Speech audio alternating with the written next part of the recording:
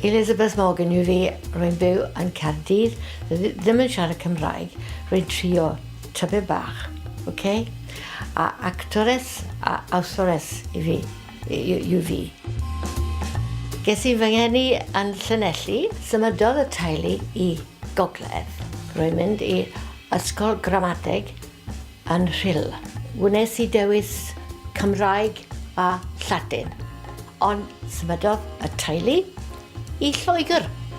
A flwyddyn nesaf, mam, dad a fi yn dod nôl i Gogledd, i Rhyl unwaith eto, a ysgol gramadeg. Roedd yn rhy hwyr i newid yn ôl Cymraeg a Lladin. Okay. Dim Cymraeg i fi.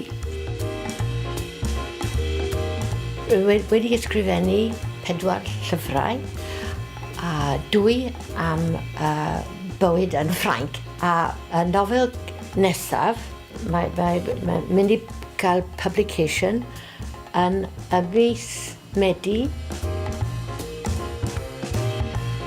Roedd yn mynd yn neud y musical yn Llundain am 2 flwyddyn. Lot o chwerthin. Wedi chwerthin a lot. Dwi fi'n actio gyda S4C yn Glanhafren, a rwy wedi actio yn Saesneg gyda BBC Drama Repertory Company yn Llundain.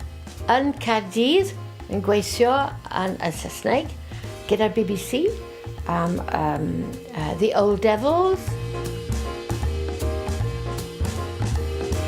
Wedi recordio cannoedd o voiceovers am commercials a cartoons.